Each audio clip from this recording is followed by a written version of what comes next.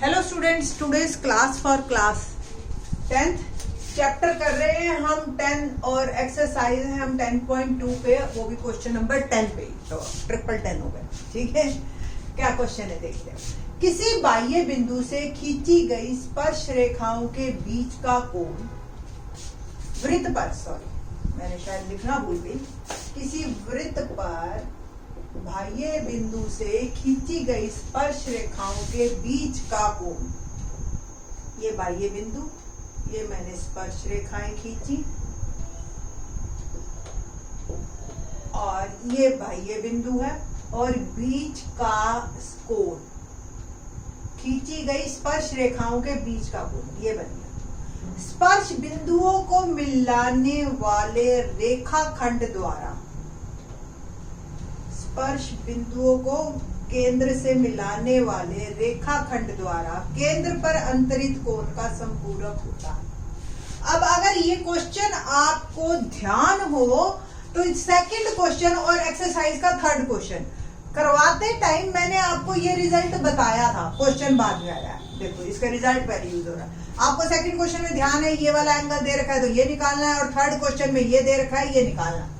और हमने ये बताया था कि इन दोनों का जोड़ हमेशा 180 डिग्री होता है, यानी कि संपूरक। आज हमें अब ये सिद्ध करना है। ठीक है, तो ये क्वेश्चन हो गया, रिजल्ट हो गया, आप जैसे मर्जी करो। ठीक है जी, आपको पता है APBO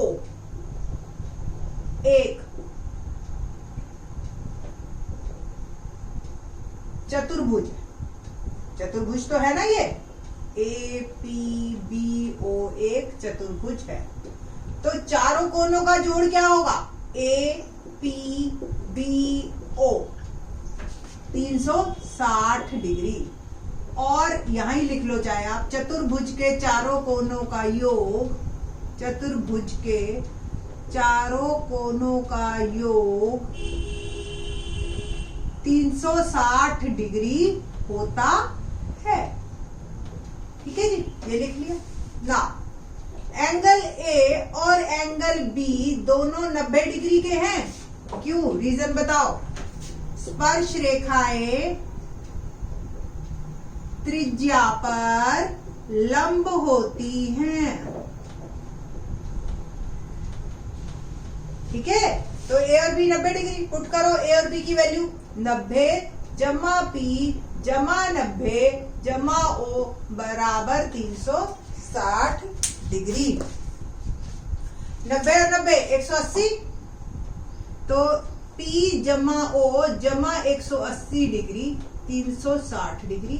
तो P जमा O क्या हो गया? 360 डिग्री घटा 180 डिग्री, तो P जमा O बराबर हो गया 180 डिग्री, यानी कि संपूरक। और इसका रिजल्ट बहुत यूज होता है। ये क्वेश्चन तो कंफर्म है, आया ही पड़ा है आपका। एक्सरसाइज का सेकंड और थर्ड क्वेश्चन है, इन दोनों में से कोई एक कोण दे देंगे वो और दूसरा पूछ लेंगे। जैसे ये 110 डिग्री दे दिया, ये बताओ, तो ये 70 का। अगर ये आपको 80 का दे दिया, ये बताओ 100 का। तीसरा क्वेश्चन आपको भी ध्यान है कि जो है, अगर ये आपको 80 का दे रखा है और ये आधा बताना है, अब ये 80 का, ये पूरा 100 का और उसका आधा 50। ठीक है, ऐसे ऐसे आपके पास क्वेश्चन आएंगे 1 मार्क में, मल्टीपल चॉइस में। तो सोच समझ के करना आप क्वेश्चंस को, और रिजल्ट्स को अगर मतलब इनको क्वेश्चन मत समझिए, इनको रिजल्ट समझिए, इन क्वेश्चनों को अपने अंदर समा लो। ये याद रहने चाहिए आपको क्वेश्चन भी। ठीक है, ये नहीं कि बस आपने ये बस कैसे करना है 2 बार करके देख लिया, तब एक्चुअल में आपकी ज्योमेट्री स्ट्रांग होती चली जाएगी। ठीक है, क्वेश्चन नंबर 11 देखते हैं। अब क्वेश्चन नंबर 11 के बारे में मैंने पहले ही 8th क्वेश्चन के साथ ही डिस्कस किया था आपको, और आपको अब क्लियर और ज्यादा हो जाएगा। देखो अब ये क्या नया रिजल्ट है, कितना मजेदार। सिद्ध कीजिए कि किसी वृत्त के परिगत, किसी वृत्त के परिगत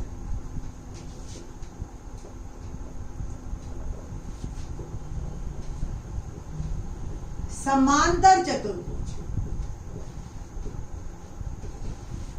समचतुर्भुज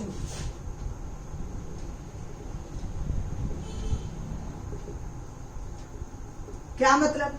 8th में तो हमने क्वेश्चन में ये किया था कि अगर सपोज कोई चतुर्भुज है और वो किसी एक वृत्त के परिगत है,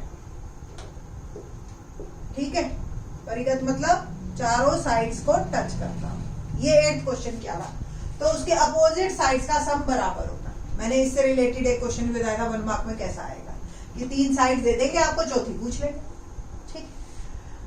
अब एक्स्ट्रा एडिशन क्या कि अगर ये चतुर्भुज स्पेशल चतुर्भुज बन जाए, कैसा स्पेशल, समांतर चतुर्भुज बन जाए, यानी कि ABCD एक समांतर चतुर्भुज है और वो वृत्त के परिगत है, तो वो समांतर नहीं है, वो सम चतुर्भुज ही बन जाएगा। अब सबसे पहले मुझे ये पता होना चाहिए समांतर चतुर्भुज किसे कहते हैं और सम चतुर्भुज किसे कहते हैं। आपको ही पता, समांतर चतुर्भुज किसे कहते हैं, जिसके अपोजिट साइड्स बराबर हो, है ना। तो समांतर चतुर्भुज किसे कहते हैं, AB बराबर CD, अपोजिट साइड्स। अभी मैं समझा रही हूं, लिख नहीं रही। और AD बराबर BC, ठीक है। सम चतुर्भुज किसे कहते हैं, जिसकी चारों भुजाएं बराबर। अब आपको ये पता है कि ये भी 10 है, ये भी 10 है, और ये हमें नहीं पता, और हमें सम चतुर्भुज कह दी, तो ये भी 10-10। इसका मतलब मैं अगर ये सिद्ध कर दूं कि AB और BC भी बराबर है, ये और ये, तो अपोजिट तो चारों बराबर हो गए अपने आप, अगर समांतर चतुर्भुज दे रखा है, ठीक है जी। तो ये अब हमें सिद्ध करना है कि AB और BC बराबर है, बस, ठीक है। और देखो कितना इंटरेस्टिंग और कितना इजी क्वेश्चन नंबर 8 तो इसमें आएगा ही आएगा। पहले दिया बात करते, ABCD एक समांतर चतुर्भुज है, और साथ में लिख देती हूं मैं कि AB यानी कि CD के बराबर और AD बराबर BC, ये दे रखा है। सिद्ध करना में हमें क्या सिद्ध करना है, ABCD एक सम चतुर्भुज है, और एक्चुअल में हमें क्या प्रूव करना है मैथमेटिकली, AB BC के बराबर, BC CD के बराबर और CD DA के बराबर। ये हमें चारों भुजाएं सिद्ध करनी है कि बराबर है। प्रमाण के बारे में बात करते हैं कि प्रमाण क्या होगा। तो प्रमाण में एक्चुअल में हमें 8वां क्वेश्चन तो एज इट इज लिखना है। कैसे, देख, इसको नाम दो PQRS, ठीक है। बाह्य बिंदु से किसी वृत्त पर, बाह्य बिंदु से खींची गई स्पर्श रेखाओं की लंबाई या स्पर्श रेखाएं की लंबाई समान होती है।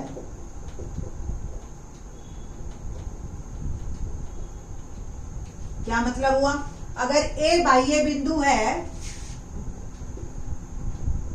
A बाह्य बिंदु है, तो AP बराबर AS। इसी प्रकार, बस बहुत ज्यादा लिखने की जरूरत नहीं है क्योंकि हम 8वें में बहुत कुछ लिख चुके हैं। BP बराबर BQ, B बाह्य बिंदु है तो BP बराबर BQ, C बाह्य बिंदु है तो CR बराबर CQ, और D बाह्य बिंदु है तो DR बराबर DS। 1 2 3 4 कर रहे हैं ना, देखो 8वां क्वेश्चन एज इट इज, ठीक है ना। तो DR बराबर DS। 1 से 4 को जोड़ने पर 1 2 3 और 4 का योग करने पर,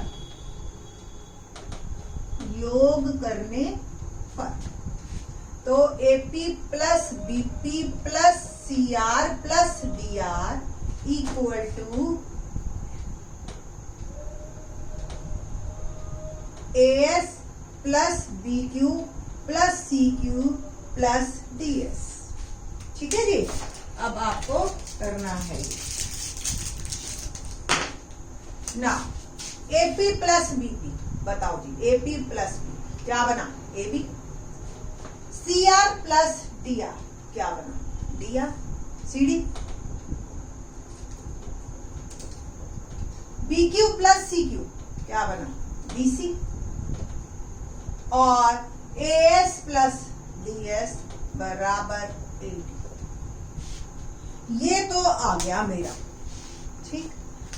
बट अब क्या,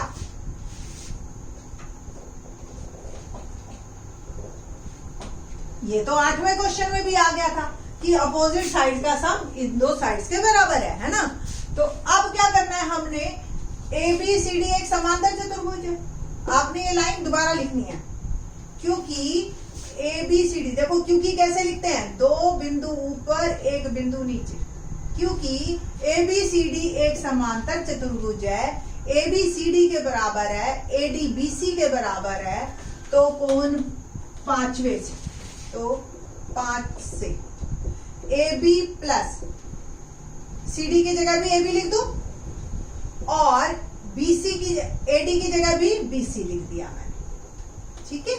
तो दुगना ए बी बराबर दुगना बीसी, और ए बी बीसी बराबर, इसलिए ये देखो एक बिंदु ऊपर दो बिंदु नीचे, इसलिए दो बिंदु ऊपर एक बिंदु नीचे, क्योंकि ए बी बराबर बीसी बराबर सी डी बराबर डी ए, और ए बी सी डी एक समांतर चतुर्भुज है।